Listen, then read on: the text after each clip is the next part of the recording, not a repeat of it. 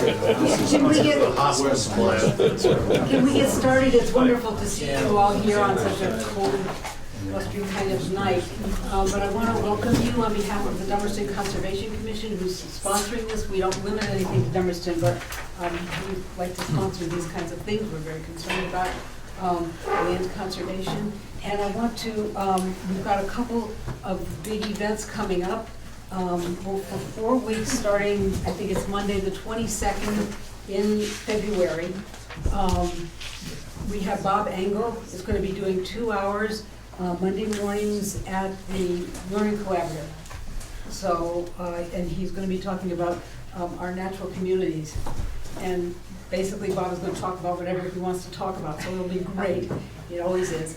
And on March 26th, we're going to be sponsoring a Maple Day. So it coincides with the sugar supper that the fire department is going to be doing. So watch for that. If any of you aren't on our list, we have a list that really announces events and activities that have to do with conservation and natural resources from all over the area. And if you want to be on that list and get those announcements, let me know and we'll put you on the list. Okay, so Bill Schmidt has done all the work on this. We have a great commission and everybody takes their projects and just follows through with them. So Bill did this. Okay, thank you. We're obviously in church. Look at the front row. It's amazing, even downstairs. So let me note, first off, that the meeting is being televised for BCTV because we feel that what's going to be said tonight will definitely be of interest to other people in Dummerston and neighboring towns. And that said, if any of you have any reservations about speaking in public when it's being televised, it looks like only the back of your head would be showing. But if there are any reservations for that or any other reason, here are some cards I'll pass around for you to write your questions on. And we can take care of that way.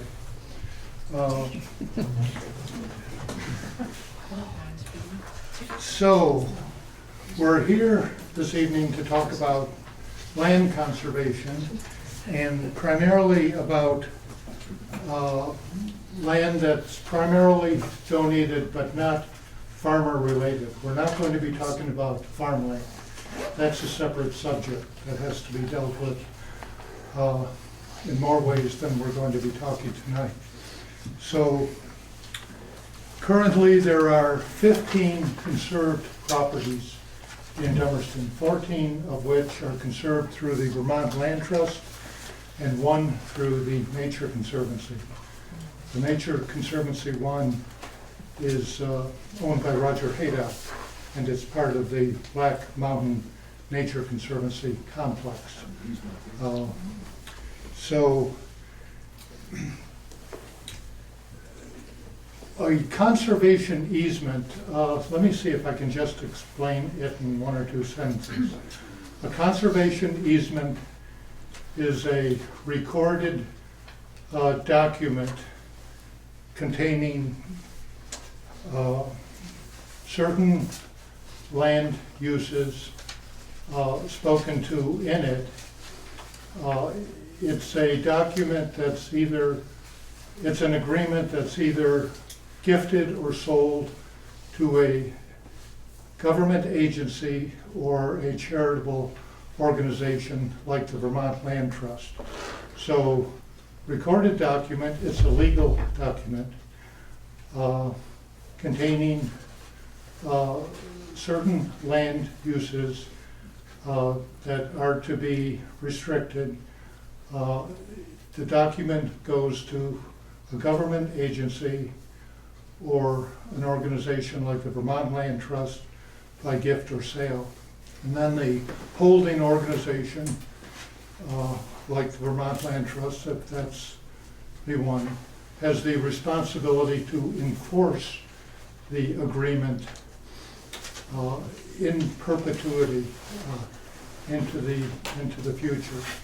And the understanding is that the agreement is in the public interest. There's public benefit gained from land conservation.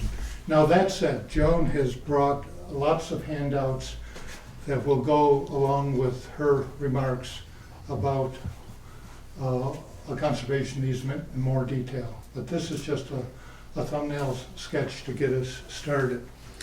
So this is a really interesting setup tonight. I've never been to a land trust meeting, and I worked for the land trust for 18 years, where landowners held sway. And we've got a great mix of owners of conserved land. So there's Mary Lou Schmidt, who conserved Elysian Hills back in the 90s. When she owned the property, she no longer does, but she'll speak to that. And then we have Karen Falk Segan, who the daughter of Esther Falk, whom some of you know. Yes.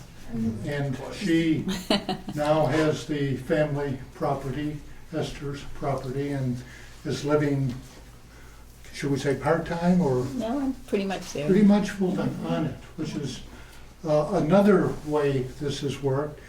And then we've got two owners of conserved land, people who bought conserved land, didn't conserve it themselves, but bought it. Greg Machete and John Evans.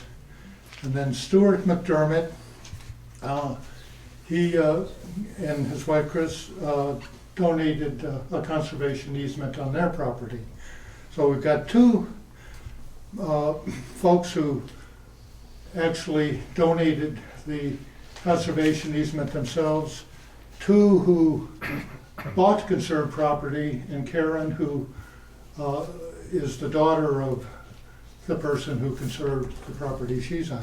Actually, one slight correction, Karen and Esther together donated Oh, a together, conservation. okay. So we're going to hear them speak. Each will speak up to 8 minutes. And we'll make a switch. We'll make a switch on questions and discussion at the end. Speak for 8 minutes. We'll let each panelist have their say, and if there are any questions of them, they can be asked then. And then Joan will handle it as she sees fit. She may receive questions during her remarks, or she may want them at the end, but that's the way it'll go. And if there is time at the end, we'll have some further discussion. We want it to be as much a conversation as possible, because there's a lot of information to be gained here, and we want you to go home with as much as you can. So we asked the panelists to speak to 3 points. One, why did they conserve their land or buy conserved land? 2, what does conservation mean to them? And 3, what is the benefit of the conservation easement on their land for themselves and for the larger community? So you can speak to as many of those as you wish, or if you have some other points you want to share too, that's fine. So we'll start with Stuart and go from there. Yeah. Well, Chris and I came here in 1986, and a lot of people don't know where we live because we live clear at the end of Dummerston, clear over by Sunset Lake Road, and we're in Dummerston actually by about 8/10 of a mile, and so we're way over at the end. But we found this property, liked it very much, and it's about 200 acres. An old house on it, 1791, and a barn and the forest land. And why we wanted to conserve it, and we found, after looking around, found and read about the land trust and so forth. And why we wanted to conserve it, I'll maybe I'm just going to be blunt, frank about it, and maybe it's just that as the older I get, the more frank I want to be, is that it's what I see happening on our dear Earth and so forth just isn't so great for me to see what's happening, and I wanted to help some of the rest of life, be it animals, plants, whatever. And so I did not want human beings, as I say, I'm being very frank, to destroy any more land, in my eyes. This is my opinion only. You may not have this opinion. And so we said, well, what can we do in our little way? And so Chris and I said, well, this land trust thing seems to be something we're looking into, and we can donate the land to them, dedicate it to them, and then they will look after it in perpetuity. And so philosophically, that was our reason for doing it. And when we did it, we felt very, very glad that we could do our little bit on the earth. And so that is why we did it. How much more time do I have? 3 minutes. You can have some of mine. I think we've benefited from it, I guess, a lot, in that we have a lot of people come and enjoy the land. We consider ourselves currently the stewards of the land. And as the stewards, we're just here for a little while, and hopefully we'll pass it on to like-minded people, hopefully, who will also care for the land. And so we work very carefully with any professionals that we can, such as a forester. We've had the Vermont State wildlife biologist a couple times down on the land, and participated in some state programs there too that we felt met our goals. And so that's, I think, what I can say about it. Bill, Take it. can I ask one quick? I have a quick question. What are the actual legal limits that what are the things you gave up when you conserved? What are the restrictions? Actually, Bill and Joan can answer that more directly, but I have on my land, there's a certain part of my land that is mine. I mean, it's all, how can I say, that I have to, the rest of the land, it's like, I don't know how many acres are excluded. Bill and Joan can say that. A very small portion where my house is, my barn is, and a little bit of the land around that. The rest of the land cannot be developed. And that's the primary thing. But it can't be logged? Oh, yes. And I have this very definite plan that's laid out with the forester and with the state and so forth of what can be done. But my emphasis, and you can have various emphasis, is on wildlife preservation. That's mine, but it's all in a plan. Take it, John.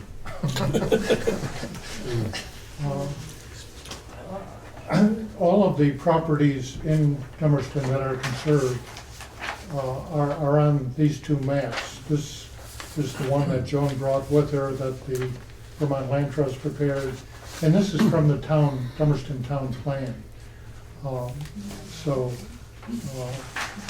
You can see they're on the table back there if you haven't gotten one already. Yes, Joe? Yeah, I was wondering if I see where your lot is. It's actually not too far from my house. I'm on the other side of the Stickney Brook. Oh, We we were just wondering who that was. So I can look across at your property and see it on the side hill over there. And I think you have the power line easement going through there, don't Yes. you? Is that, do you want to comment on that? Well, I've got nothing to do with it.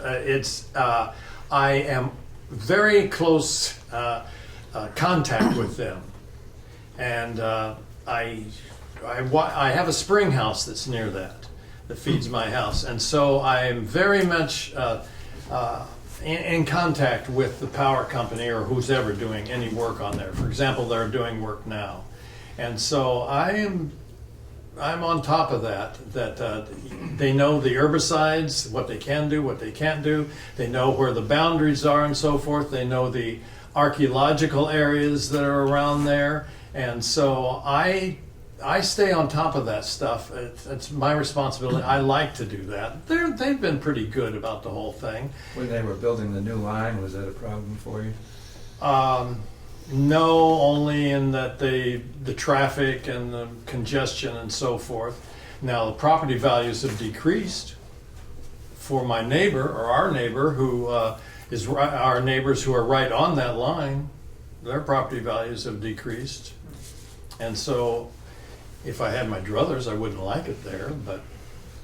And I guess my last question, do you have any unique properties or unique characteristics of that lot compared to the rest of Dummerston? There's old stone foundations. I'm a kind of a history buff thing, and I like those. But as far as no, I wouldn't say it's forested area. I know where the deer lots are and so forth. But no swamp or... Streams We have streams that go through the land, yeah. We have streams that go through it, and we border Stickney Brook. I think you do too, right? No, I'm further up the hill. Oh, okay, well, yeah. But it's streams and woodlands, different, woodlands, of course, different. Thank you. Okay, we go from Stewart to Stewart to John. Well, I think if I tell you the story, you'll realize that land was not in our horizon. When we sold our house in 2000, as a result of a dream I had, it said, you better stop working and start really doing something else, and I did. I think it was a good idea. But we wanted to buy a small, energy-efficient house on 3 to 5 acres. So we didn't have anything. Everything was in storage. And a friend of the family gave us a hillside cottage in the Adirondacks for the summer. And we would take these tours back into, first we looked in the Adirondacks, then we looked down in Massachusetts, and then we started to look in Vermont. And of course, everybody had the same thing, 3 to 5 acres and a modern, energy-efficient house. Well, that didn't last all the way through, but until the end, we were scheduled to go see a log cabin in Putney. And my wife said, let's go up Kipling Road where we live, because I had a cousin who just graduated there with English as a second language, and my wife said, let's just drive up Kipling Road, and I didn't want to do it. I said, I've driven so many damn dirt roads. I mean, we had driven hundreds and hundreds and hundreds of miles, and in 2000 there were very few homes for sale in Windham County, and land was really hard to come by, a building lot. We went to a building lot and the black flies were just, I mean, it was really just sort of funny. But we saw this house and it had the realtor sign in the front, and we just were stunned because it has a very nice view. So the next day we toured the land and we walked all the way to the back line and loved the land. And we just sort of glanced at the house, went in it. I mean, it's a 1906 farmhouse, and it's pretty, but it wasn't at all what we were looking for. And my wife said, well, I hope the house is habitable, but we love the land. It's 82 acres, and I didn't start out wanting to own 82 acres, and I didn't even know what a conservation easement was, really. And I saw the sign, but we fell in love with the land. The land trust. There hasn't, every single morning of my life since then, I look out over we have a pond, and out over the Connecticut River Valley, and I'm really so grateful that I own it. And I don't really own it. You know, I'm there. I don't think my son will ever be interested in it. It takes a fair amount of work to deal with 82 acres, and not everybody has that kind of desire to get involved with woodland things. So somebody else is going to pick it up. And we've spent a fair amount of time, you know, trying to, you know, deal with whatever the issues are with the land. I've deal with Vermont Coverts and the Woodland Owners Association. I've toured all of, one way or the other, all these lands. Esther, we just went up to have whatever she had, root beer.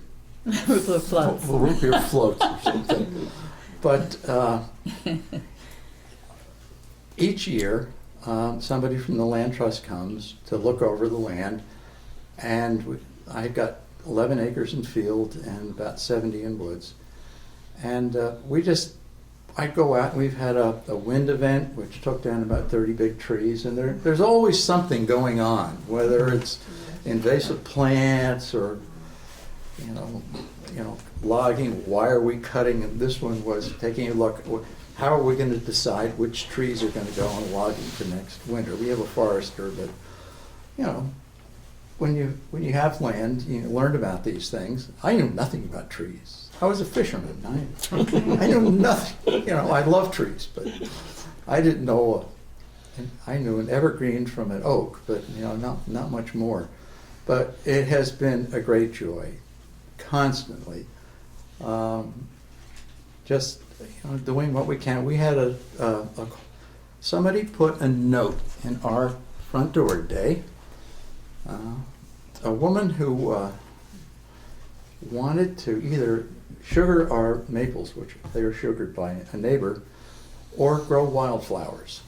And we happen to know her. She runs the farmer's market. I don't know what my wife does. But this is the kind of thing. We just called her immediately and said, we may have to cut down a fair-sized maple tree to get enough sunlight for her to grow wildflowers. But we want to do it. I mean, that's part of this land thing, you know?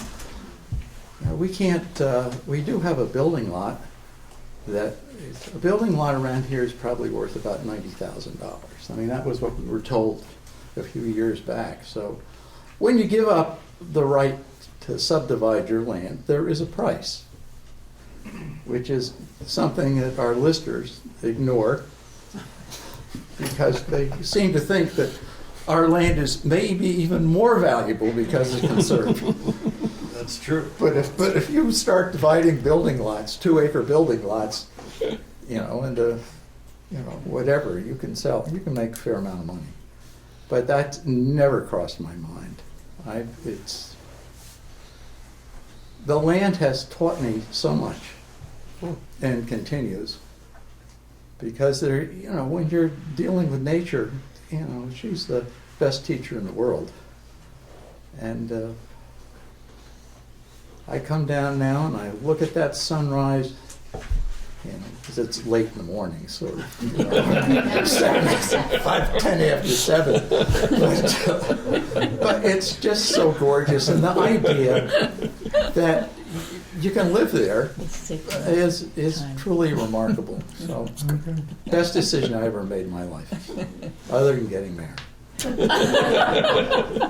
a little confused. Did you buy the land with the easement on it? The easement was on it. Right. So, and was that when you first heard about it, and was that the first you heard about land easements and things like that? Well, I'd known there were easements. I didn't know really.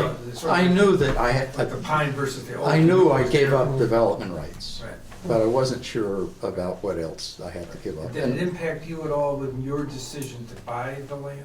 No.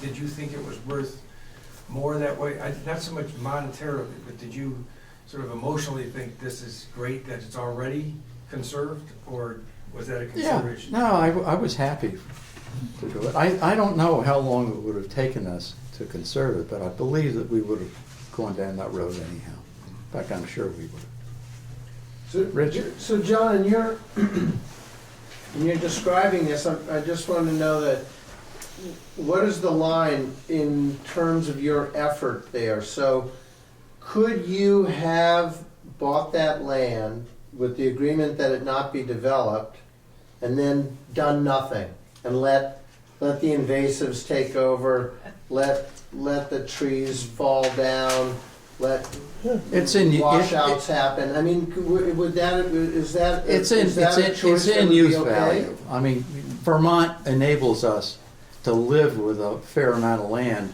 because the taxes are much lower when the land's in use value. And then you have to have a forest management plan, which means generally you should log every 10 years. And So you bought the land and the easement, but it came with the current use. it already was. Yeah. Okay, so you just have to fulfill. You have I to just- fulfill the current use. I just parked the car in the obligations. barn and that was about it. But I know that you've gone above and beyond what you technically or legally need to. I get, okay. I just wanted to get a sense. I mean, you of- could have let the land just go to hell.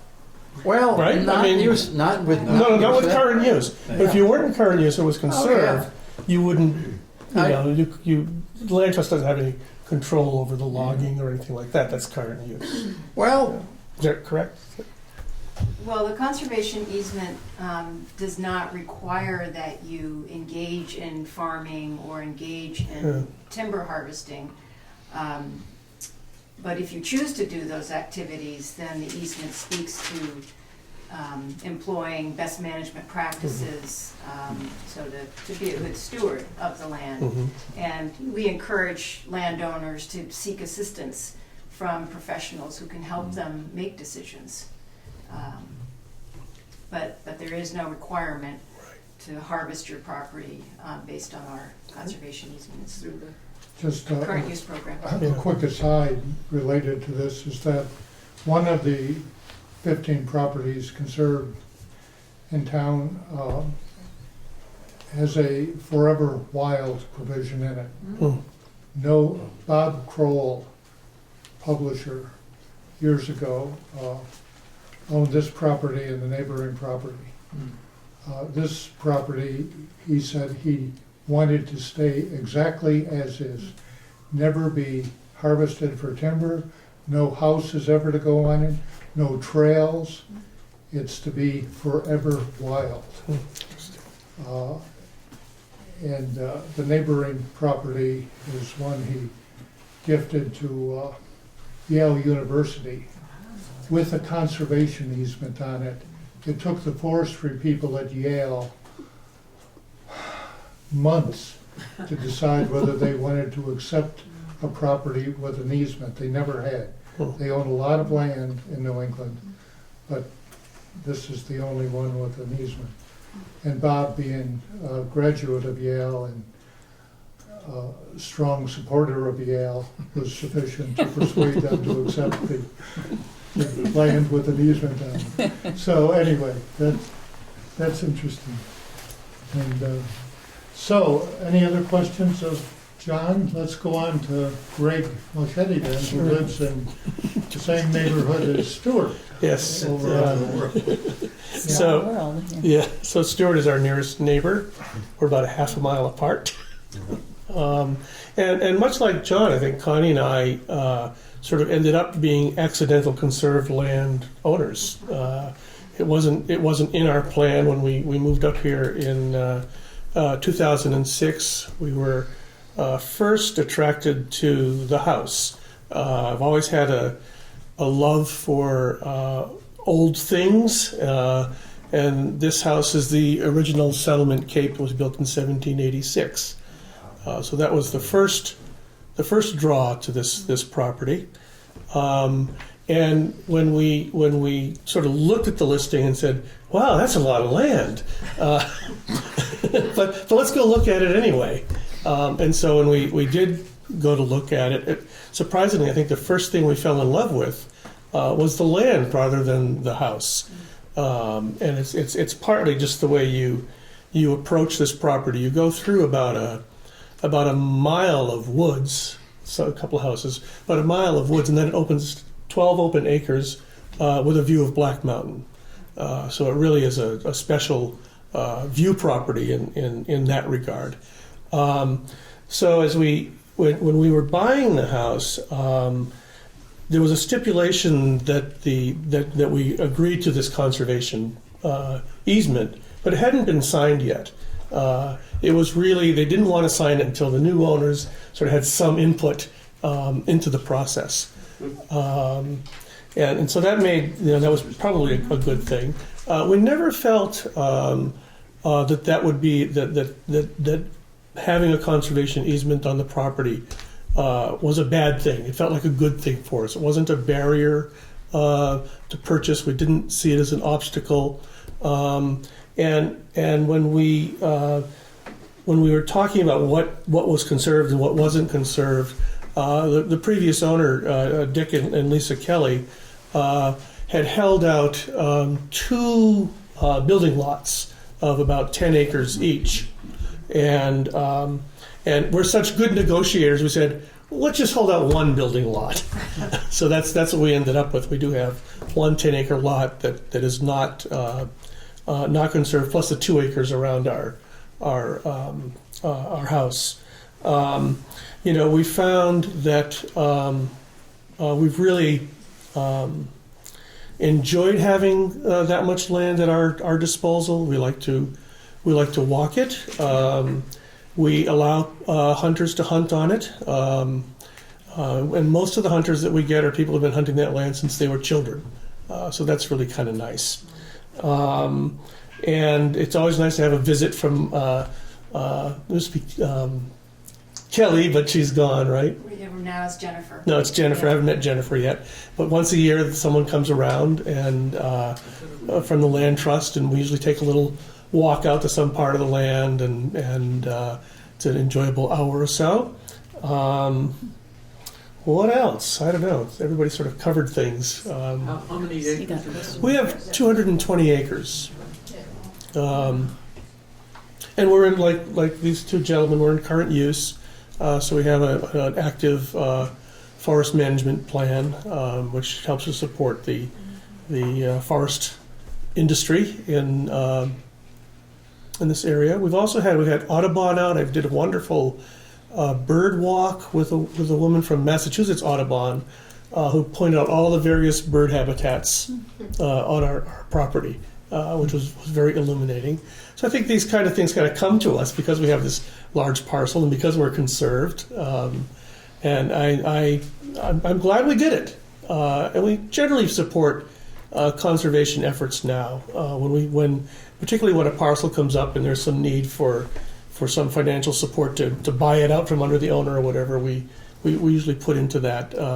Because like Stuart, and I'm sure John too, or everybody at this table, and probably everybody in the audience, we feel it's really important to have large, unbroken pieces of land. And the more that can happen, the better off we are as citizens of Dummerston or of Vermont. When you buy a piece of land like that, I mean, are you basically paying for the house and the 2 acres around it? What does the rest cost, or does it not cost anything because it's conserved? Oh no, I think you're paying for the land as well, and I don't think that my sense is, and we were told this, and I believe it, is that for the kind of land, at least that we have, having a conservation easement on it does not diminish the value of the land. If we had 200 acres along Route 5, it might. But where we are, where we're kind of isolated and the land is quite hilly, I don't believe that in some ways it increases the value because you have this large property that some people find very desirable. But maybe Joan can speak to that a little bit. I think the values hold. Mm-hmm. Well, I think that any conserved property that goes on the market, if there's a house and barn, I mean, a lot of the value is in those structures, but whether it's open land or woodland that's associated with that, that still carries a value. It's just less than the development value of that property. It's what we call its conserved value, which is slightly less than. Joan, what but you would expect. when you say conserved value, I mean, like in Putney, our land is taxed on the basis of development value. Right. So there's no such legal concept as conserved value, as far as I know. Well, the fact that there's a conservation easement on the property is considered when a real estate agent is factoring in what is the Oh. value of this Oh. property, what am I going to list it at? So to that degree, it is factored in. Okay. But that word doesn't appear, it's just that they consider that when they're. Right, and valuing. listers, once a property is conserved, listers in your community are required by state law to take into consideration that there's a conservation easement on the property and to assess what the property is then worth. And many of the listers keep the property exactly the same. In some communities, they slightly reduce it, but it never will go as low as the value that you're getting in the current use program, which really brings it down so that you're being compensated for your commitment to forest management. So, And I think, Bill, you should mention, didn't you once tell me there was a study done in southwestern Vermont that that conserved land did not lose value?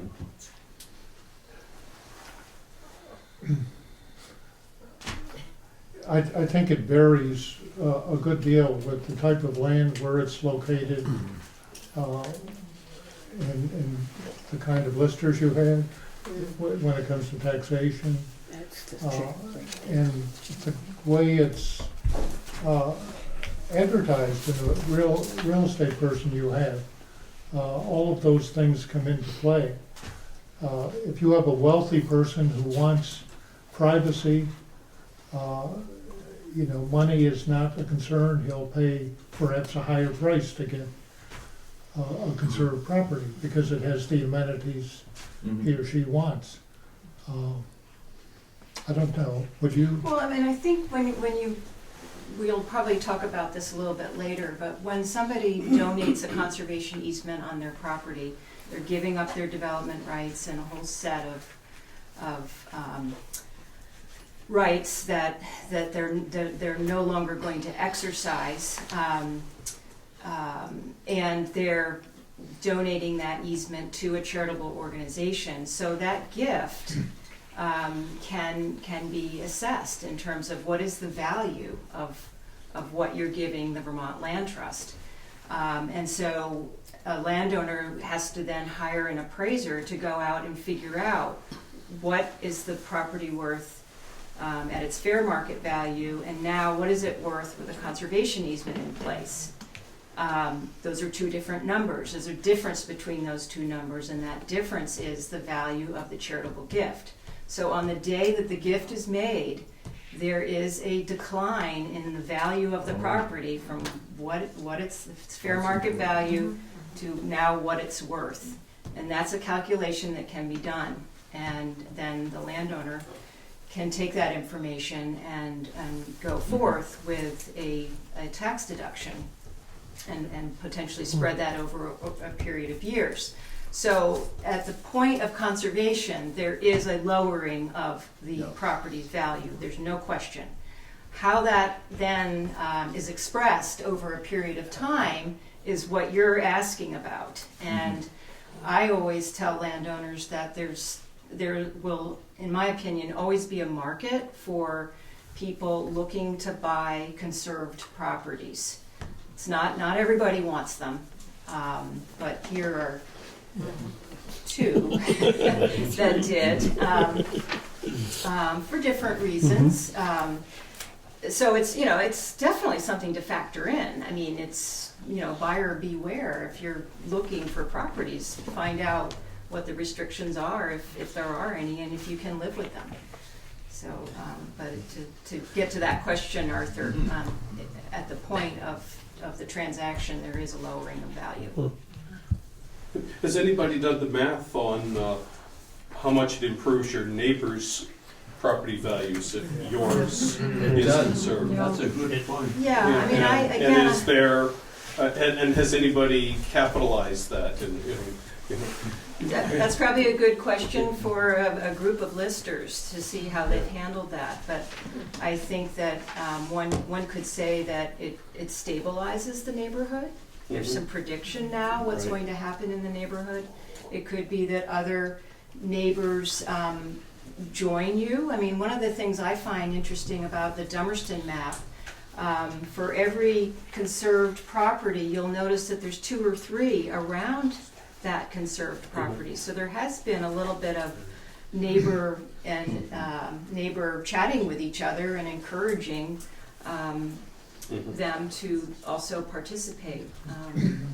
But I think it can stabilize the neighborhood and potentially the values could go up if listers thought.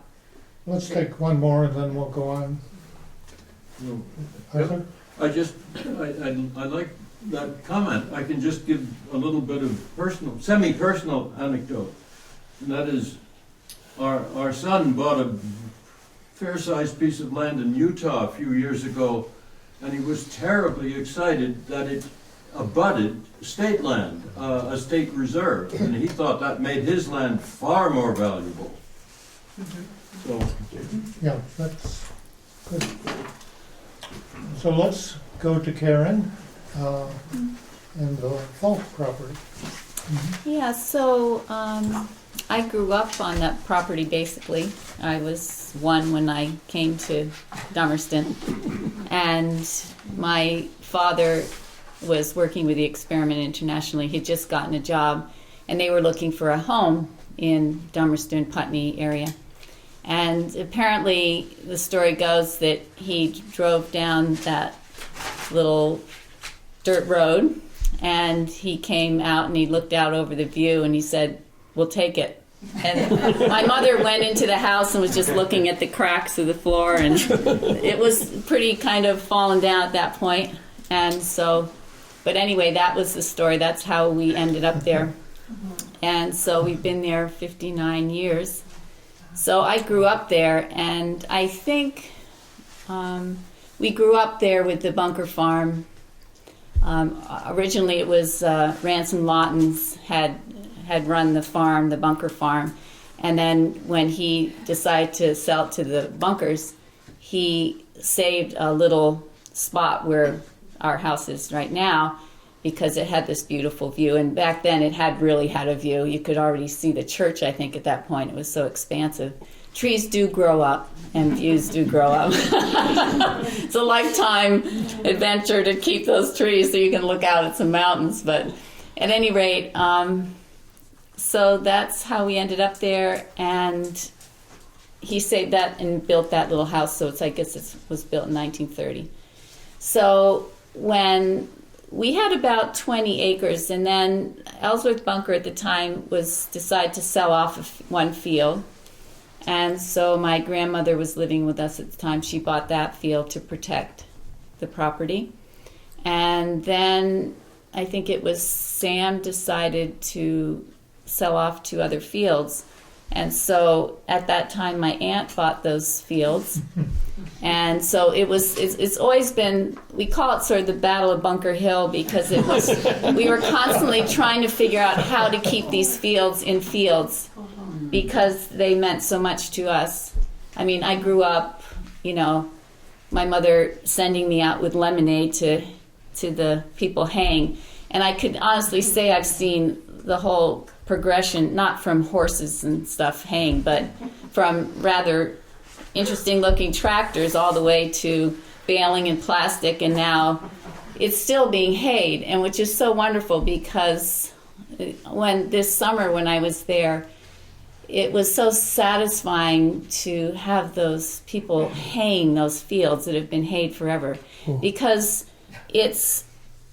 those fields took a lot to create. Someone went out there and cut all those trees down by hand, and the stone walls testify to what it took to actually remove those stones. I don't know how they did that, but and there's some big stones. And so it's really, I think, as you were mentioning, it's kind of like being a steward. It's like we're here for such a short period in our lifespan, but it's these fields, it's this continuity that just captures you. And having grown up there, they're basically, and the woods too, because I spent my whole childhood roaming through the woods, pretending I was an Indian or something, going through the woods and following trails and with my trusty staff and dog beside me. But the fields have always been something that welcomed us back. When we would drive in Falk Road, which wasn't Falk Road, but became Falk Road. I guess if you live anywhere long enough, they name a road after you. But it was just this opening of the field. And so I have this thing about fields in Vermont, because when I see a field that has been left to grow in, or not that that's a bad thing, because Vermont was all fields at one point and we liked the woods, but these fields in particular were part of a whole farm, the Bunker Farm, Dummerston Downs it was called. So this goes back so long, and so in a sense, us wanting to conserve it was a natural step. And basically it's just because we loved it. They just are an extension of you, because I think everyone here has that similar story, that when you love something so much, you take care of it and you protect it, no matter what it is. And it gets in your blood. And so that's when then finally I acquired the field from my aunt, and then we started having the discussion. I think it was at that point, I can't remember what year it was. I can tell you. You can tell us. My mother and I were sitting down thinking, okay, what are we going to do? And it really wasn't a monetary decision. It was more like, how can we just finally put this land into a situation where it's not going to be developed? Because believe me, people would come in all the time wanting to buy these fields. But we had such a strong sense that, okay, this is agricultural land, it should stay as agricultural land. Because, working part-time in New Jersey, different places around the country, I've seen how farm fields can just literally become houses overnight, and we just didn't want to see that. Literally, I still have nightmares. Sometimes come walking out and there's housing constructions going on in the fields, and then I have to sort of shake myself and say, no, it's in land trust. It's just like, and then I go, But it's just that connection that gets created after so many years that you want to protect that. And so what happened, you were talking about contiguous land trust properties. So we decided to put it into land trust, and Larry Cassidy decided to buy another field from the Bunkers. Sam was selling it. And so we went over, talked to Larry. Larry, how about land trust? And he said, yeah. So then he put the whole farm.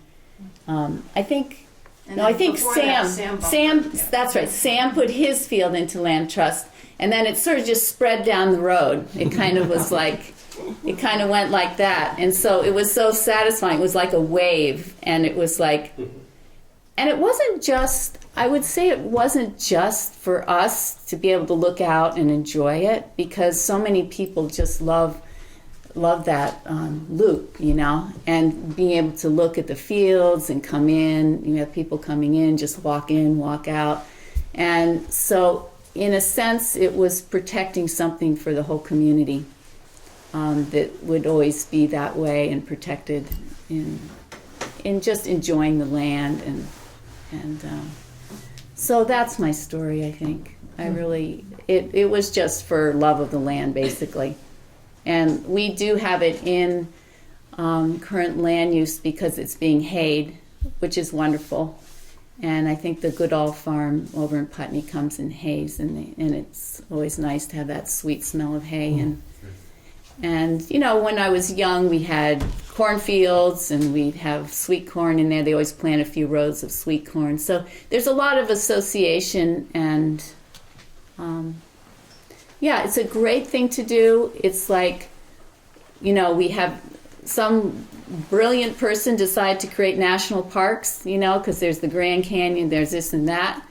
But in Vermont, we have that opportunity to do it on a smaller scale, perhaps, where we start to maintain that integrity of Vermont. Because when you drive back up to Vermont, and we spend a lot of time down in the city and Philadelphia areas, and we come back up, it's just like, I'm home. And part of that is just because the eye has a release, It's, you could say it's selfish, but I don't think it's selfish because, too, one of the other intentions, I think, at the time was that we wanted to preserve agricultural land. And because I always had this sense that eventually all this growing was not going to be happening in California and being shipped, but that things were going to be happening locally, which we see now more and more. But at the time we put it in, it was just starting to happen. But you see Walker Farm, and you'll talk about that. But anyway, so that was part of the intention to protect the land for agricultural land. So that's my story. Thanks. Yeah. Any questions? How many acres? We have 50. How much do we have? 50. Just about 50. We have just the minimum that you can have to become in land trust. So we had to put everything in, and we have just a little bit around the house. Even our pond down the woods is part of land trust. We have, 2 acres, I guess, around the house. And it was in 2003. It was in 2003. And what's the minimum number of acres?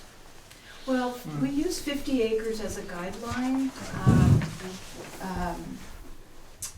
We will consider something less than that, but we would look for features on the property that would really be outstanding features, such as very good agricultural soils, wetlands, a trailhead, particularly very scenic property. So it's certainly possible, but we use that guideline. Okay, let's go to Mary Lou as the wind-up panelist. Okay, I took the liberty of writing mine out because I forget too many great things. But when I was thinking with my thoughts about tonight and started to make notes, I realized that my experience actually covers 2 lives within one lifetime, if that makes sense. It will in a minute. So I've entitled my little story, My Love Affair with Land. And this is chapter 1. You're going to have 2 chapters tonight. This is chapter 1. And I grew up on a Guernsey dairy farm in southeastern Pennsylvania. At age 10, I had a pony. At age 12, I had a horse. By 13, I was driving a big John Deere tractor and raking hay, bringing in bales, and all manner of farm chores. That started my interest in agriculture and respect for the land. My love for horses continued, and in my late teens I purchased my first 2 Morgan mares with money I had earned on the farm. In my early 20s, I moved off the farm, married, and promptly had 3 kids. My birth family moved off the farm, and in my late 20s the farm was sold for a secondary education Mennonite school. The school grew over the years with many buildings and even a retirement home. While this was a worthy cause, it was my first experience of having good farmland changed to a different and non-renewable use. In the 1950s, the southeast area of Pennsylvania was already beginning to get overdeveloped. So in 1958, we took a trip to Brattleboro to interview for a position with Holden and Martin. We met a realtor then who offered to show us some possible rentals. The first property was up a very steep hill and off to the left. I immediately said, "Oh, that's a nice place," feeling all the while that I had come home. But that's another story. "That's where I'm taking you," the realtor said. We looked at other rentals, but were able to rent the first one as long as we were prepared to move off of it if it was sold. So in April 1959, 57 years ago this April, we moved to Dummerston with 3 kids, 2 Morgans, and a foal. I went to work in the afternoon for the realtor, so was privy to other possible properties, but nothing compared to our love at first sight farm. By August of that year, we purchased the farm. It had been in probate, having been owned by the Knapp family for over 130 years. This was a spectacular farm with 138 acres, approximately 100 acres of which was woodland, a fantastic view to the south, and no houses in sight. We started a large Morgan horse farm with over 30 horses and a tack shop. We added a barn with an arena and a retail shop. After only 11 years in Vermont, the marriage ended in divorce. The horses were sold and the adult kids went their separate ways. But as the dust settled, I saved the farm.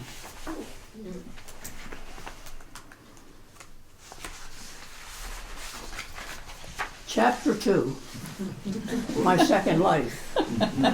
So it's now 1971. Now I've saved the farm. What's next? My Pennsylvania father said I should sell the farm and move back to Pennsylvania. No way. Land Baron Alfred Chickering came for a visit and wanted to buy the farm. No way. A Dummerston neighbor and Brattleboro businessman wanted to buy the upper 20 acres for a home. No way. The farm is very special to me, but it needed a new name, not the name of the previous horse days. With a thesaurus, I found Elysian Fields. In Greek mythology, it means heaven or paradise. Perfect. But there are more fields than hills. Wrong. But there aren't many fields. How about Elysian Hills? Fine. The future of Elysian Hills depended upon me. I looked into the Nature Conservancy, but I learned they sometimes sold gifts to pay for other projects. How about the town of Dummerston? But the selectmen changed frequently, and so did their policies. Maybe my 3 kids, all with different ideas. They would argue over what to do. Well, like Scarlett O'Hara, I'll think about that later. Maybe something will come up. And this all predated the Vermont Land Trust. In the meantime, the selectmen asked me to serve on the Planning Commission, where I served for 11 years, most of which was as chair. About the same time, a vacancy occurred in the Wyndham Regional Commission with the passing of Clarence Falk. So the selectmen appointed me to fill the vacancy. This is where I met Bill. Also in the early 70s, I learned that Edith Bradley, a town resident, was thinking of giving up her Special Hills parcel known as Prospect Hill Pasture. So the Southern Vermont, she was thinking about giving it to the Southern Vermont Conservation Society, which later folded. This parcel was the summer pasture for heifers from the Thomas Dairy in Brattleboro. Now it was used by hikers for the spectacular views and wonderful wild blueberries. So as chair of the Planning Commission, I phoned Miss Bradley, and over tea, we talked about Prospect Hill Pasture and the advantages of giving it to the town. I heard nothing more until Miss Bradley passed away, and a special town meeting was called in June 1974 to accept her gift to the town. She named the selectmen and 3 others, including me, to act as trustees of Prospect Hill Pasture. It was saved. Another Planning Commission project that occurred was the Albert Moore Farm on Depot Road. This farm had some of the very best rated farmland, not only in the town, but in the state of Vermont. A group of 4 to 5 men wanted to have a private airport on the flat portion of the farm. The Planning Commission approved the application with a condition that none of the land could be paved over, this keeping it available for the future. I wrote the permit, saved. This portion of the Moore property is now owned by a farmer. Bill and I got married in 1975, which added 2 more kids to the possibilities. We started growing Christmas trees in 1978 and continued for the next 35 years. We talked a lot about conserving Elysian Hills as the land trust had become a reality in the late 1970s. After 18 years as executive director of the Wyndham Regional Commission, Bill went to work part-time for the Vermont Land Trust as the Southern Vermont Regional Director. All during the 1980s, we talked more and more seriously about conserving Elysian Hills and at death deeding it to the Vermont Land Trust. This would eliminate any animosity that could occur among our 5 kids. We would be in charge of the future of Elysian Hills. So in 1992, we donated the easement to the Vermont Land Trust, which created a big tax benefit to offset income tax from the Christmas trees. Over the next several years, we made 2 amendments tightening the use of Elysian Hills each time. The second amendment ensured that Elysian Hills remain a working farm and be owned by a farmer, and any replacement dwelling could not be larger than 2,200 square feet. About this time, our neighbor to the south on Middle Road was selling her 300-plus acre property, and on paper had divided it into parcels which she offered to neighbors first. The 35-acre strip to the south of Elysian Hills had a large field facing us, perfect for a home. We said we'd buy it and conserve it to protect Elysian Hills. The neighbor sold the property, putting the easement of 35 acres herself, benefiting her own sale price. Saved. Our neighbor to the east needed our help in relocating a portion of Tucker Reed Road, which passed within 60 feet of their home. Yes, we'd sell them a 3-acre strip, but only if they conserved their own 70 acres. They did.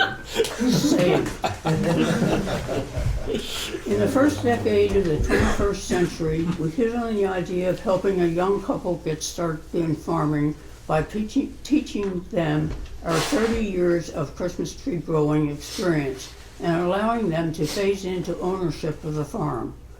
This was a noble idea, but after working with 3 different couples over the next 7 years, we realized this couldn't happen, as all 3 couples left, all for different reasons, after only 2 years. Now it is 2013. Our bodies were worn out, though our spirits were still willing. My tractor driving days had come to an end. Elysian Hills needed caring for now, before we passed on. We needed the Vermont Land Trust help now. So in October 2013, our last Christmas tree growing year, Vermont Land Trust, using its Farm Access Program, found a very appropriate new owner for Elysian Hills. They allowed us to assist them in making the final decision. By reducing the sale price to the purchaser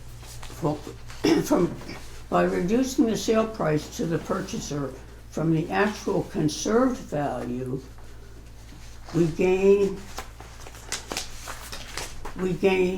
lifetime tenancy.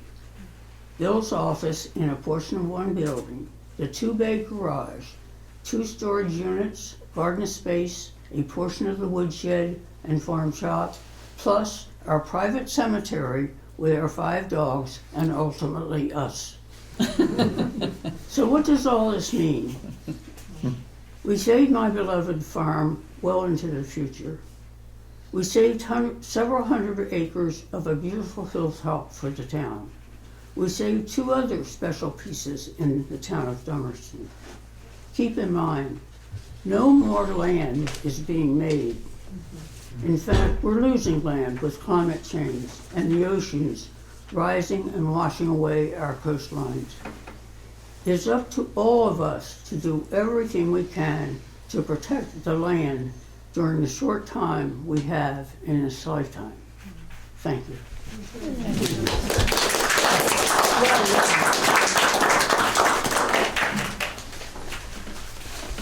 Questions? I have just one question. May I have a copy of that? Those 2 chapters? That's great, you publish wrote it out. And, yeah, If you give me your address, I'll send it to you. I have it in the computer. Put it in the views of Dummerston, Yes. yeah, so everyone can enjoy it and hear that Thank wonderful you. story. There will be a piece in the views about Prospect Hill, but that's only Prospect Hill. How many acres was your parcel, and how many acres is currently under agricultural use? Well, there's 138 on the farm, on the home farm, and then 70 of the one across the way, and 35 to the south that face us. But we're still very isolated. There's no houses to be seen anywhere. It's but he fantastic. was asking too, how many at Elysian Hills are in agricultural use? The entire 138 acres, including the house, all buildings are in the easement.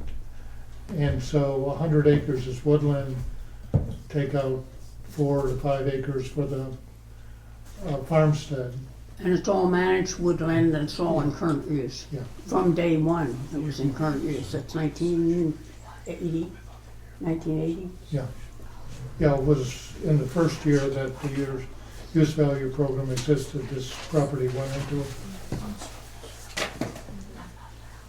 I'm curious how you got the idea of staying there, because I think that's really important, and I think it would make a big difference to lots of people. And then also, where did you get the idea to restrict the McMansion concept? Like, that seems really prescient to me. Can I speak to it? Oh. Well, on the house size limitations, we did not want the farm to become owned by a gentleman farmer. A person who might well tear down this 1791 Cape and build a McMansion. big house, and employ somebody to take care of the farm.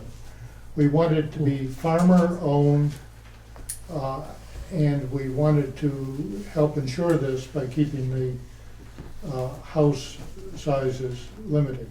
There was one additional house house permitted on the property beyond the single house that was there at the time.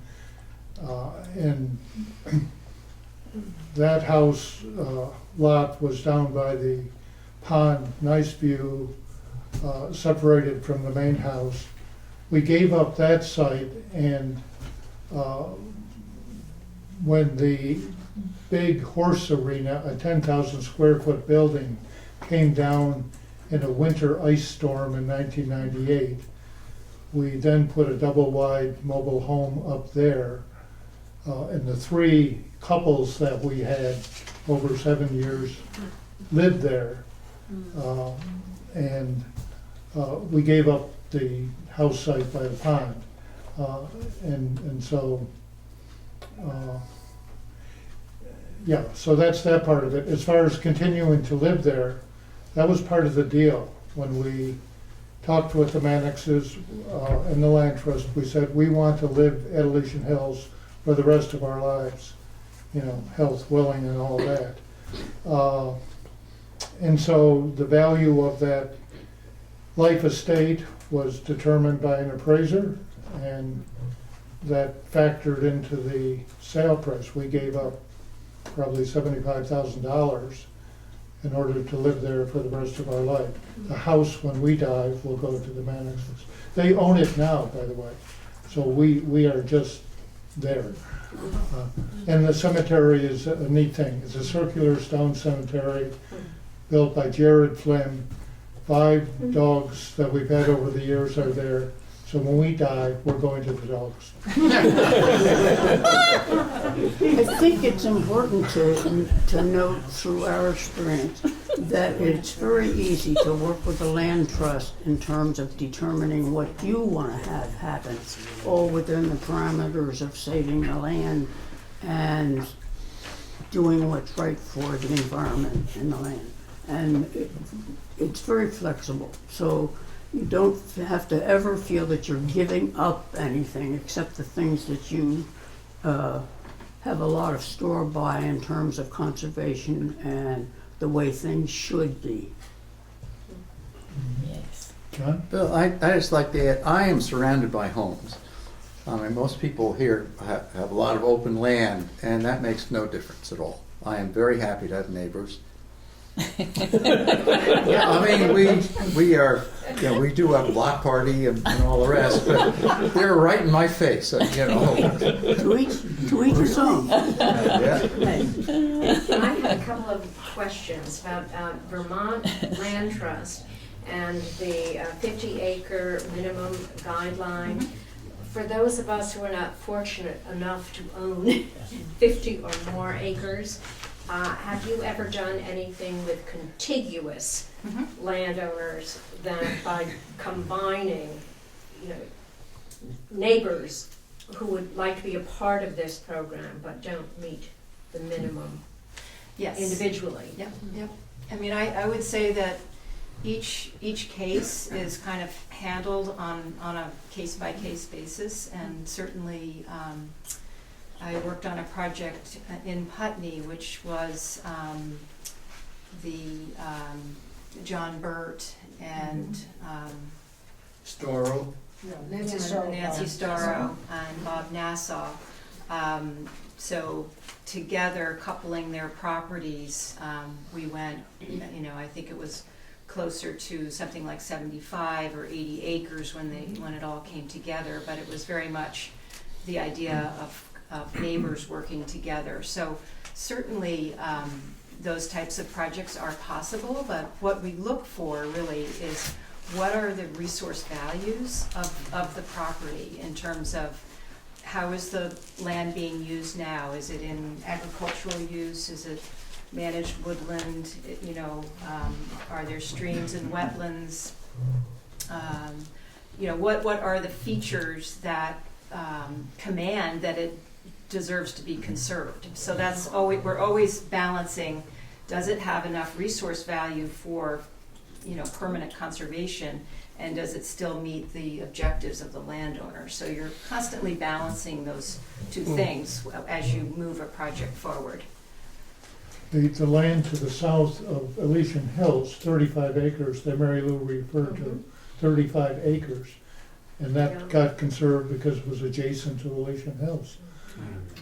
I had another question. I wondered if somebody could clarify the concept of current use and as it relates to conservation easements and this broader topic.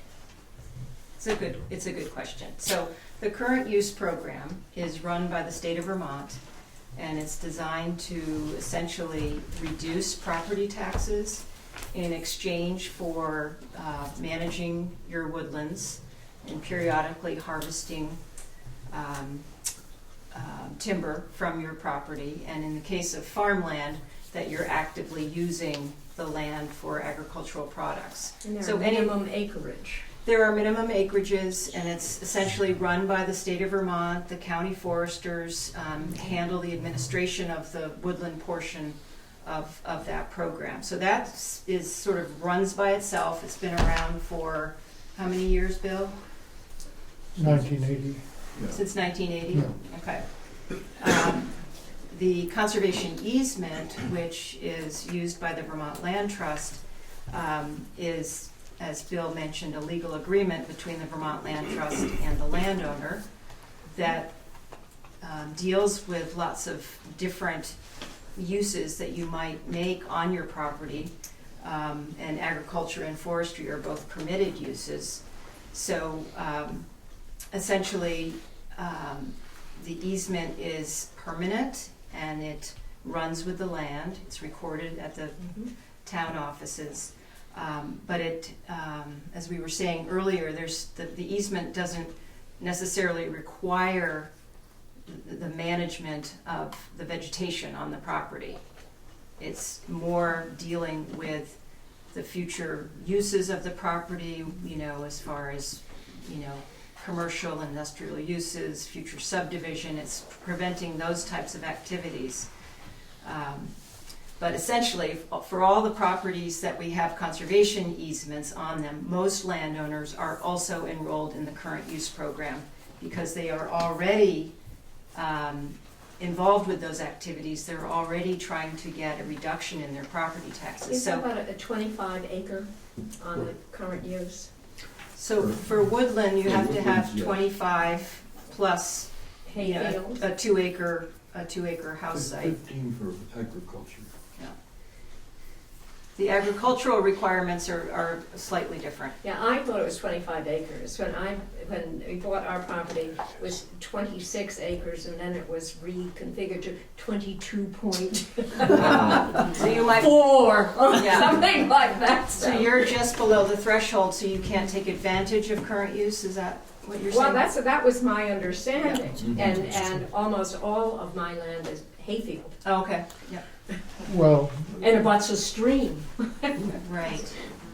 but the agricultural provision in current use, and correct me if I'm wrong, if you have a lease with a farmer, and it's a solid lease, you could go into current use for those fields. Except I don't, because it's more of a tacit agreement. It's like a quid pro quo to keep my fields open, and because I feel very strongly about agriculture and have them hayed, and I ask nothing from the farmer other than to keep the cut to lime and keep all the brush down.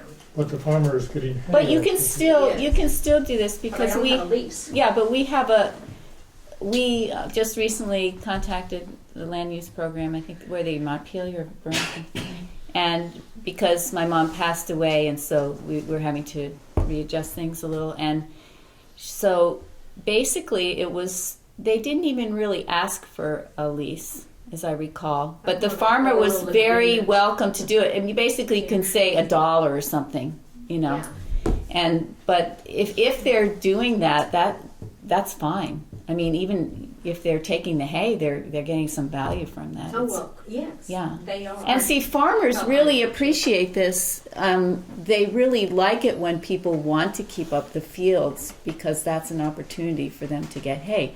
Ours is now, I think it's like, what do they call it, green grass or something. Just it's not silage, but they come in, they cut, the next day it's in the truck, loose, and they take it to the dairy cows in Putney. So it's quick, but they really appreciate it and they love it when people are keeping up the fields, and they're keeping up the fields. So it's sort of win-win, Right. So definitely look into it. You don't really I've need. done for 40-some years. Well, I don't know. I think you should. I think it's important. I know Karen and Esther did work towards getting a lease so they could enroll their ag land in the current use program to reduce their property taxes. If that is your objective, trying to reduce property taxes, the current use program is the best way to do that, hands down. Yeah. But you have to have the amount of acreage that the program requires, and if there's a lease, you have to have a lease agreement. So there are some features you have to attend to, but it might be worth looking into. Cut a few trees down, enlarge your field or something. Yeah, well, I mean, I'm just a guest, but I do think that it is a little known secret that if you truly are a farmer, or if you are truly leasing to a person who is a farmer, meaning they make more than 50% of their income and they file a Schedule F, a federal Schedule F, you can be in current use with a very small number of acres. I was in current use for 12 acres. We included 2 acres for our home site, and we have 12 that I put in current use 15 years ago. And so, yes. But when the program was designed, most of the agricultural uses were large tracts of hayland. So now that there are many, many more farms and smaller farms and diversified farms, not many people know that. So you could help out a small farmer and you could get a tax break. But any farmer who's using your land should be willing to give you a lease. It could be a zero I'm money sure lease. they'd be willing to. Oh, Just gotta, probably you should go online and get a form and make it easy. I think it's also very hard over the years. We've gone through, probably 4 or 5 different farmers as agriculture has changed or as they become more successful. Jack Mannix was one of them, and then their business is so successful, of course, they did not want to continue doing hay fields. I've had a farmer down in Vernon who would come up, and then of course Wayne Emery, and now it's a fellow from Westminster. Buy 3 more acres from someone. Okay, let's, Not in my neighborhood. one more question, then we'll go to Joan, who will talk about land conservation and how the land trust works with landowners and the various ways by which an easement can be put on the property. But one more question. Yes, this is, I have a couple technical questions. One, Mary Lou mentioned that the Nature Conservancy, way back when, was actually thinking of selling off some properties to get something they considered even better or bigger or something like that. Is there any possibility of that happening with the Vermont Land Trust, or is there something in the deed that runs, would a deed restriction be, how, you know, what's the guarantee that this whole thing is gonna continue to work? I mean, that's just a sort of a pessimistic view of the future. Well, I think it's I shouldn't bring critical to know that we've been talking about conservation easements. So these individuals all own their property in fee, and the Vermont Land Trust holds a conservation easement. So they, own the property, pay taxes, steward it, do whatever is needed. And so, we hold an interest, but we don't hold fee ownership. So we can't someday say, we're gonna sell your land, because we don't have the legal right to do that. Okay. So in the case of a land gift, however, where an individual decides they're not just donating a conservation easement, which is a set of, rights and restrictions, they're actually donating the land in fee, giving it away, and the Vermont Land Trust is receiving it. Mm-hmm. In those cases, that's a different type of project, and we really think through that very, very closely and clearly, and try to have conversations with the landowner in terms of what are their wishes, because we will own it, and our general protocol is not to own land for a very long period of time. So we would likely put a conservation easement on a given property and then sell it and use those proceeds to do more conservation work. So that's not really any different than what the Nature Conservancy would have done, unless the Nature Conservancy said, we will not put any conservation on it, we'll just sell it as is and then take that money to further our mission. So, the best thing that can happen if landowners are considering giving their land to a land trust is to speak to the staff about what their wishes are, and so that we can fulfill your wishes. What you're saying is they're really they become two stewards of the land, the landowner and you guys jointly together. That's right. With a conservation easement, definitely. We were talking about annual visits from the Vermont Land Trust. Typically, somebody on our stewardship staff will call, say, I'd like to come visit, answer any questions you have.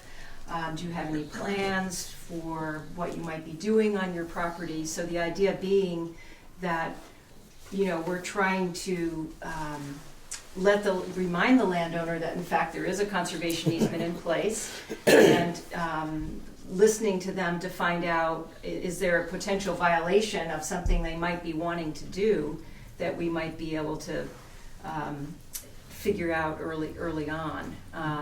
There's lots of lots of things in the easement that are permitted. For example, a seasonal camp can be built on a property that has a conservation easement on it with the Vermont Land Trust approval. So what that means is, we want to know if Greg's, meets with Jennifer and says, hey, we've been thinking about building that seasonal camp. Then she would say, oh, well, where are you thinking about doing that? And there would be this back and forth conversation about where will that be located, and then ultimately the Vermont Land Trust would write an approval so he could actually exercise the right he already has. So the easement itself, although it has listed out permitted uses and prohibited uses, there are many activities that can be done with our permission or with our approval, but it requires that we have this relationship. And so that's the purpose of at least our annual visits, and people can call any time of the year if they have questions. So this may also lead into your presentation, but I also would have a question about the administrative and legal fees that the landowner ends up or may end up paying to put one of these easements. Yep. Like any other real estate deal, you end up with some cost like that. Right. Yeah, I'm happy to talk about Okay, that. that's roll with that. Now, one small add-on to Joan's answer about gifts of land. I'm thinking of a landowner I dealt with who had a 5-acre building lot, too small to be conserved, but this person really believed in land conservation. Ended up gifting the 5 acres to the land trust outright, and the land trust sold it as a building lot. And that was fine with the landowner. He wanted to. This was a way of supporting land conservation. He also got the byproduct gain of the charitable deduction for the value of that lot. So that was a financial benefit. But the Nature Conservancy, and I don't know if they still do it, but back in the 90s, would accept trade land. They'd accept a gift of land, and they weren't interested in owning it, but they would sell it, and the proceeds would go toward, they're working on other land that they're interested in. So it was almost like a donation. Yeah.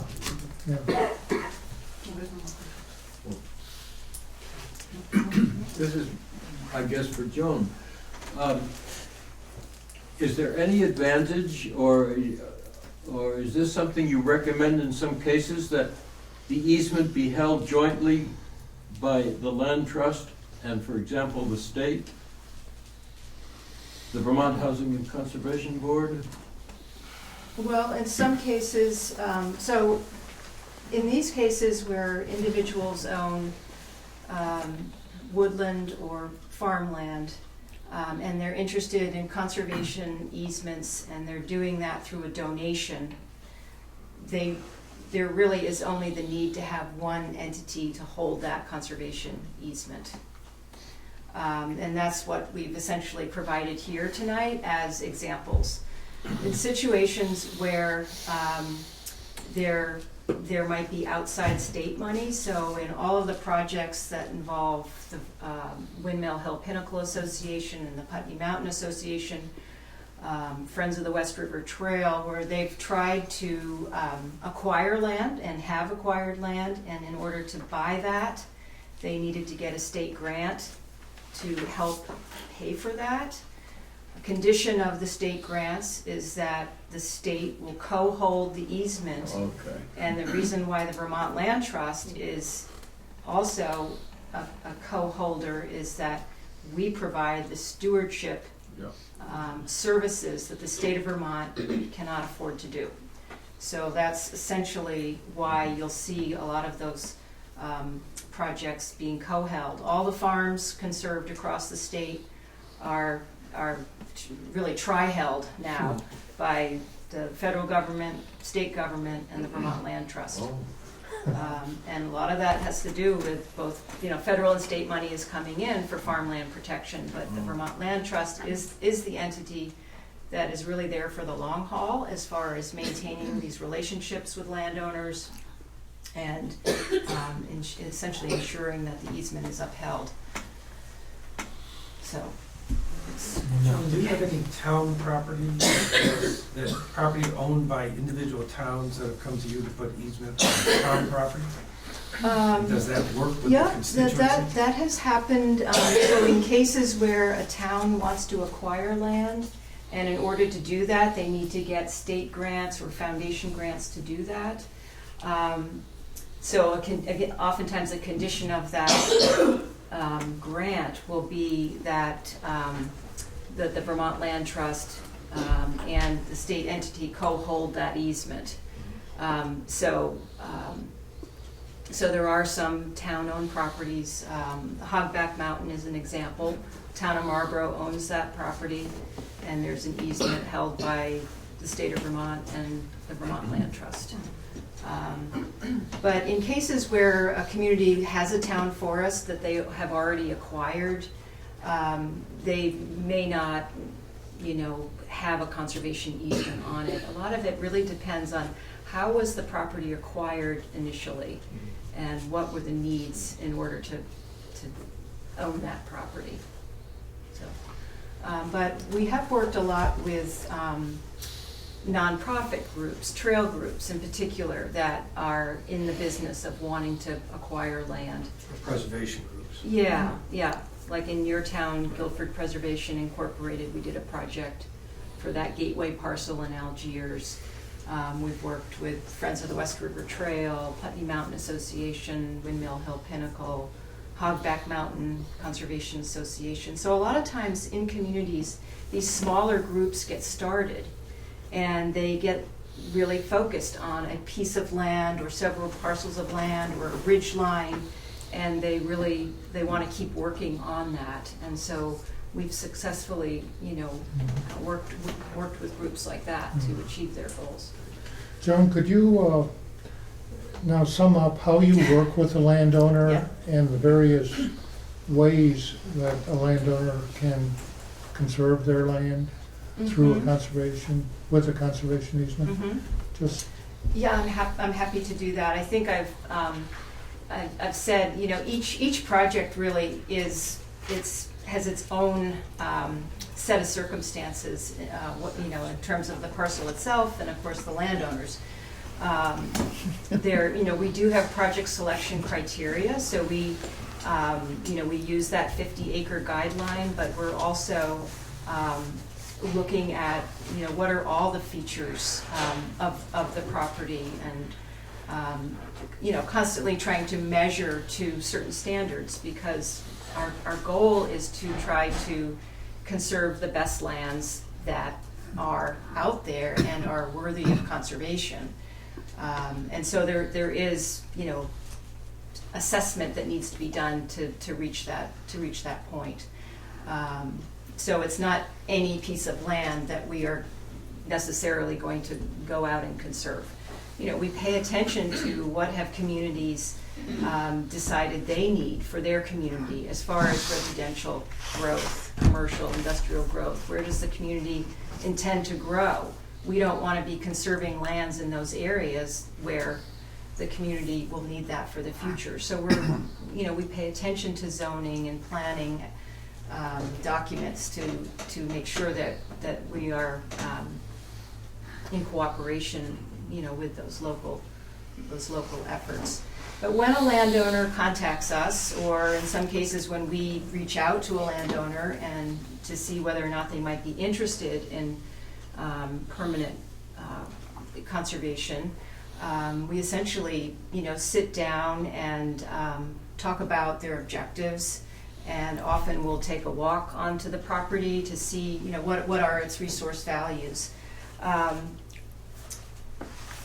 We ultimately, if a project is going to, move ahead, if you will, one of the very first things we do is prepare a map. This is a final map that gets put together, but I can tell you that many, many hours are put in to essentially figure out, given a parcel, what portion of it is going to be under conservation easement and what portion of it will be excluded. So, that's a series of conversations that need to happen. And once that's determined, then, we can move forward with drafting the legal document. And again, I brought along a conservation easement. It's actually, 12 pages, 6 pages back to back. This is the document that gets signed by the landowner. It's an agreement between the land trust and the landowner. It's recorded at the town offices. And so when people are loosely talking about conservation easements, this is what they're referring to. When people say, my land was land trusted, they're talking about somehow, some way, a conservation easement was placed on the property. I often hear people say, I gave my land to the Vermont Land Trust, but oftentimes, and you had said that, you had said I gave my land. I misspoke, yeah. What he meant to say was he gave a conservation easement to the Vermont Land Trust. He still owns his property. He pays taxes. He decides what he's going to do with it. You wish you didn't have to. Yes. So essentially, time is then spent between the land trust, the landowner, and the landowner's attorney, usually, dealing with, what are the details in this conservation easement. And I thought it might be worth just, taking a moment to talk about, in a typical easement, what are the rights that are retained? Like, what can a landowner continue to do? Any of these landowners that have shared their experience. We've talked about they can engage in agricultural activity, they can manage their woodlands, they can maple sugar, they can build and maintain barns and any other agricultural structures on the conserved land. So the idea being that we want these lands to be working lands, and if you need a sugar house or a run-in shed or a new barn, the idea is that you should be able to do that on your property. You can clear and construct trails for recreational activities. I talked about constructing a seasonal camp, and then always there's usually at least one existing house that's excluded, and oftentimes landowners will reserve a future house site or two that they plan to either use themselves, or someday they might sell off a lot, or maybe if their kids inherit the property, one of their kids will want to build a house on the property. And so that aspect of the easement is sort of the flexible part. That's what gets negotiated in terms of where will the exclusion be, how many exclusions will there be, but essentially for what is considered the protected property, what I mentioned as, what activities can you continue to do, it sort of falls into that agriculture, forestry, and non-commercial outdoor recreation. For the most part, that's what people have already been doing for years and years and years. So it's not a big change for them. So the easement fits very nicely with that working landscape model. What we prohibit would be further subdivision of the property. We would prohibit any commercial or industrial uses on the property, gravel extraction, any new buildings other than what I described as agricultural buildings would be prohibited. So, if somebody, if you contacted me and said, basically we want to, put up a garage for use for our property, if it was on the protected property, we would have to say no, because it's not an ag structure. So, those types of buildings would be prohibited. Mentioned excavation.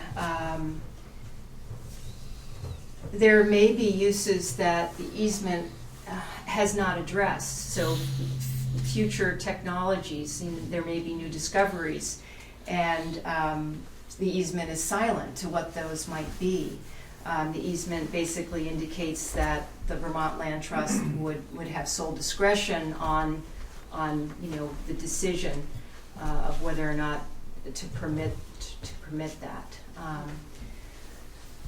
But bottom line, when we put together a conservation easement, when we've figured out why are we conserving it, what are the attributes of the property that make it worthwhile conserving, those really become the purpose statements for, what is this property all about. And so any future decisions or approvals that have to be made are always matched against the original purposes of why that easement was put in place in the first place. So that becomes, again, a very important part of developing the conservation easement. Once we've worked out all the details in that conservation easement and it's signed and recorded, we also put together a baseline documentation report, which takes the 12-page legalese and creates a document that makes it much easier to understand exactly, what is in the easement. It includes a set of maps and photos of the property at the time of conservation, and essentially it's just a snapshot of what the property looked like at the time of conservation. So these are essentially the three components of what we do at the Vermont Land Trust with any given project. Somebody asked, so what are the project costs for doing this work, which essentially involve approximately 5 to 6 people on our staff doing various aspects of this work. Some of it is my time meeting with the landowners and researching all the documentation, land records, etc. We have mapping staff that puts together all the maps.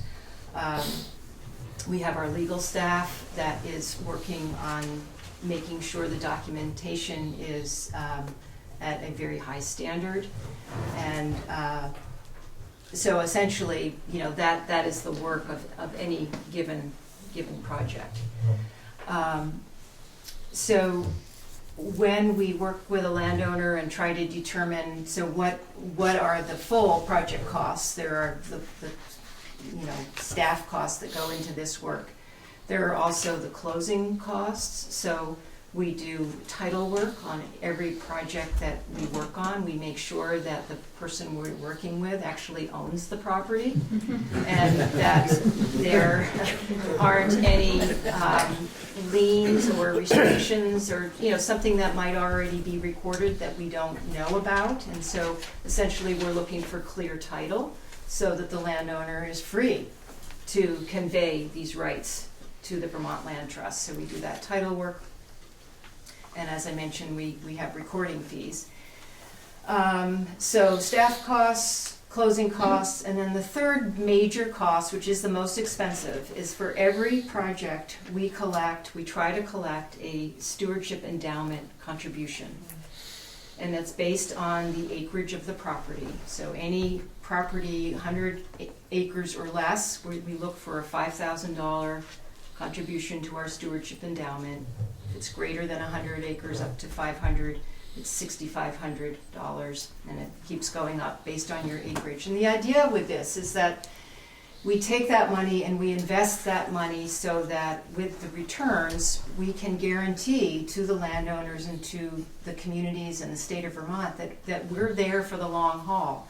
We will continue to meet with landowners and enforce the easement if necessary, and do what it takes to continue to have relationships with people who have decided to do this, so that essentially we just don't put easements on the property and walk away. We are very much there for the long haul, and there's a cost to that. If you add up all the costs for an easement donation, at this point in time, they average between $10,000 and $14,000, which is sizable sum for this type of work. There are additional costs as well in terms of if you were to hire your attorney to review the documents, you would, need to cover those costs. If you needed to, contact your accountant, I mean, any costs associated with your transaction are tax deductible, but essentially, there are VLT's costs, and then there might be some additional costs. Does that answer your question on the cost? More than she wanted to know. Yeah, more than you wanted to know. No, it's very clear. We know that people are sometimes very shocked and stunned, especially when they're donating a conservation easement, that there would be, this level of cost. And we never want someone to not move forward with their goals. And so we do try to find ways to get grant sources to cover some of these costs. So it's not uncommon for landowners to only pay a portion of the total that I just mentioned. Many communities have local conservation funds that landowners can go to that can be used for covering some of these costs. I'm working with a family in Londonderry, and we've just gone to the Londonderry Conservation Commission, and they are going to be covering the stewardship endowment for a project that we're working on. So we understand that the costs are a factor, but it would be irresponsible of us if we didn't cover our costs to do the work. So we generally have the conversation about project costs in the first or second meeting if a landowner is interested in moving ahead.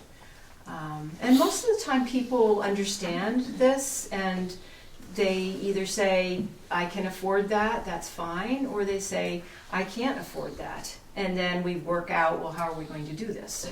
I don't think we've ever walked away from a project where we didn't find a way to cover the costs. So it becomes a non-issue, although some people are shocked when they find out how much it costs.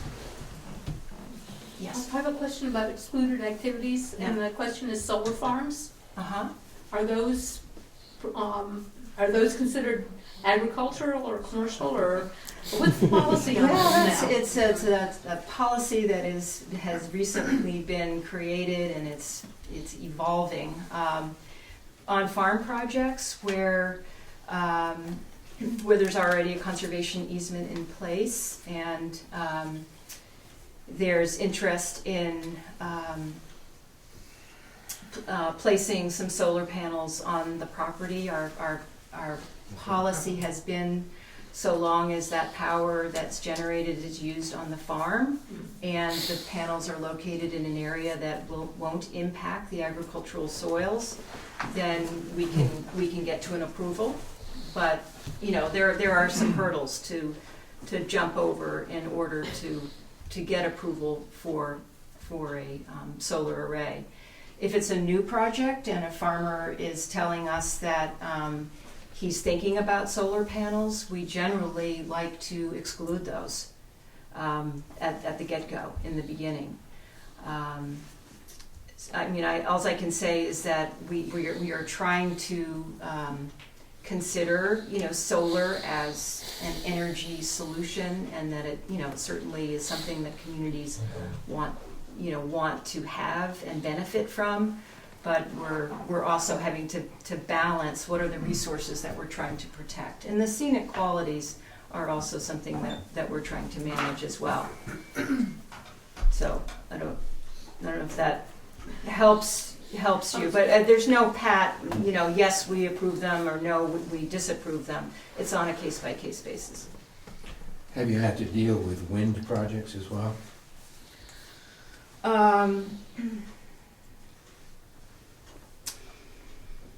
I haven't personally had to deal with any, again, the same would apply. Wind is a commercial activity, and commercial activities are prohibited in our easements. So if there's already an easement on the property and there's a proposal for a wind tower, we would get to know pretty quickly. But if it's in the process, you know, if a wind proposal and a conservation project are happening simultaneously, then, you know, there may be provisions for that to happen. So again, it's really on a case-by-case basis.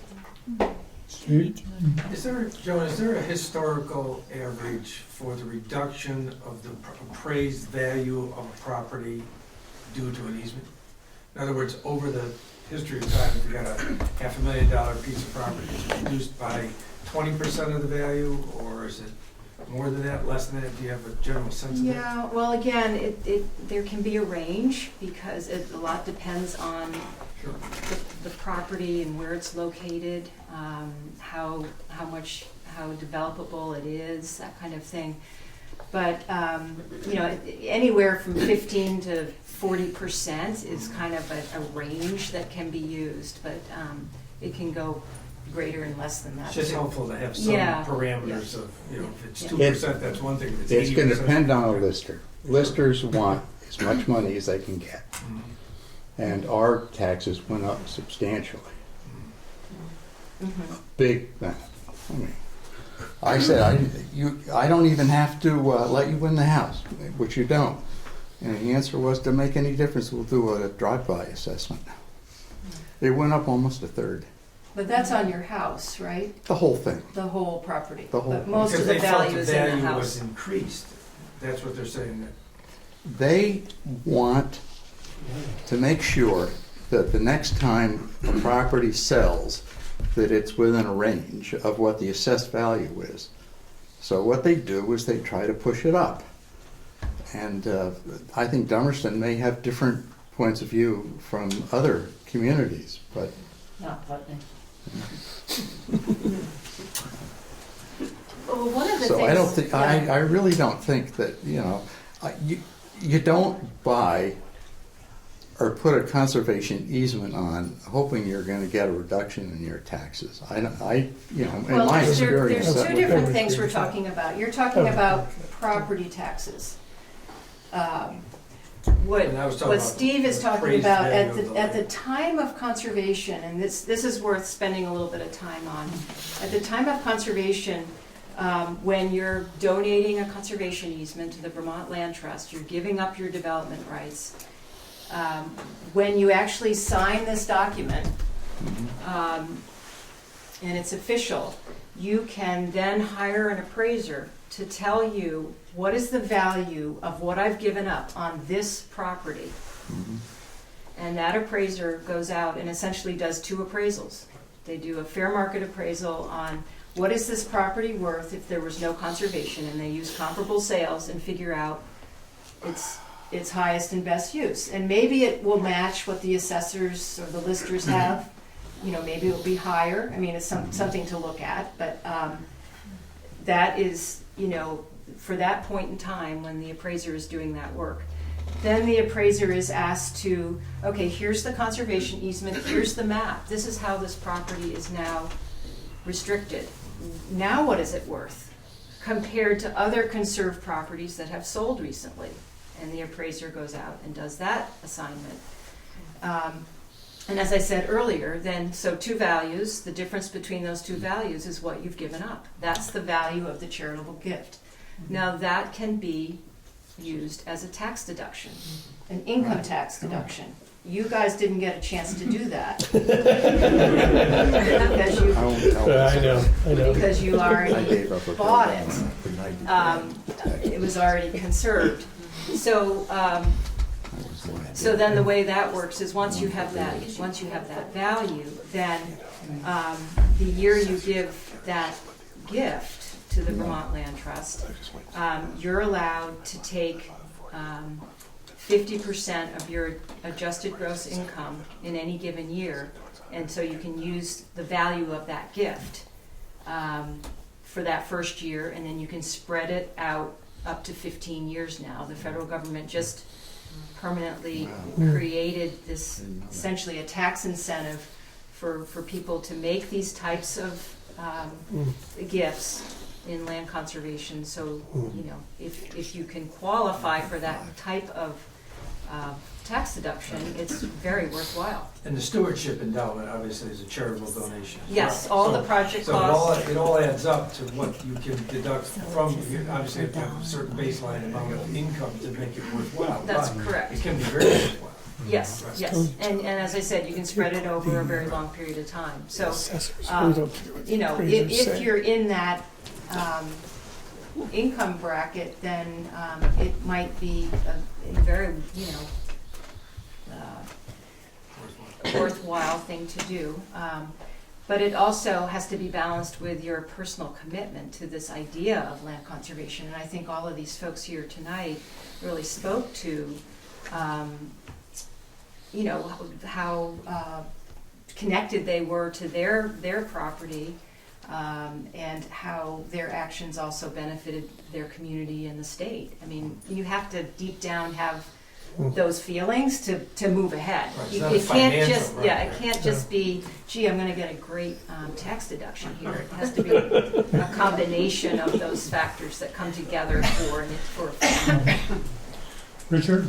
Just a quick question, that the endowment contribution that you asked, is that a one-time or is that? Yes, it's a one-time contribution at the time that we're working on the project. Okay, we're approaching 9 o'clock, so let's take a couple more questions and then we'll wind up. There is material on the back, in the back, as I said, that answers questions we've spoken to and questions that haven't been asked. Like it's possible, for instance, to conserve a property through your will. You can make that kind of, and there's lots more spoken to there. But let's take a couple of more questions. Yeah? Nuts and bolts process question, enforcement. How often, what's been your experience with enforcement when somebody doesn't comply with their, and what's your success rate on getting compliance? You can tell I used to be a government regulator. Well, we've had a very, very solid history of essentially not having to go to court. We have threatened to go to court, we've settled out of court, and we really have this policy of initiating good relationships and maintaining relationships, keeping the channels of communication open so that people understand what the restrictions are on their property, and we're constantly trying to get ahead of a potential violation. When lands change hands, we track those land transfers, and we get on top of those immediately, because there's a very good chance that the person who's just bought the land sort of knows that there's a conservation easement, but they haven't looked at it, or their attorney didn't give them a copy, and that's where we feel that there's a great potential for a violation when the person just simply didn't know that was going on. And a good case with Esther and Karen.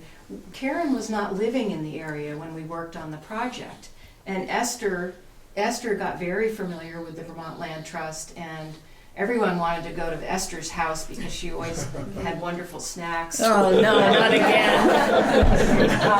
But now Karen has moved back, and so so now there's snacks. Gotta have to go. So now, We'll be over not tomorrow. only want to snacks, but we want to make sure Karen really understands that easement, because it's been Esther who's been our contact all these years. So, you're on our But radar. luckily, I sat with you and Mom doing that. Absolutely. So we were aware of that. I'd like to tell just a real short story. First time I ever met anybody from the land trust, phone call comes in.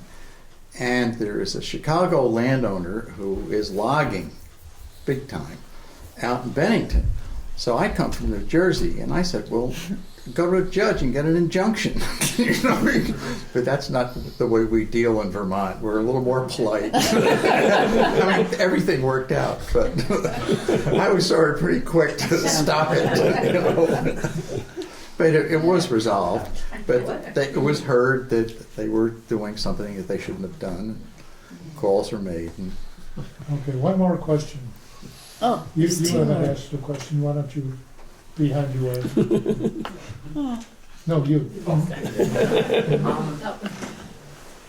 You mentioned that you usually don't take properties under 50 acres unless they are, a couple of bundled together, sort of combined larger acreage, or if they have Special features. Special features. Can you list some examples of special features that you've used as exceptions for smaller coastal property? Right. Well, say it had 15 acres of prime agricultural soils that were, producing a crop. So that would be a worthy resource. There might be some surface waters, wetlands that would be important to protect. There might be a scenic view that people in the community felt really strongly about. So it could be a variety of attributes together that make the property important. But it would be something along those lines. Okay, let's wind up. Let me just note in closing that the Vermont Land Trust at this point has conserved, over 550,000 acres, or 9% of Vermont's privately owned land. Thank you for coming.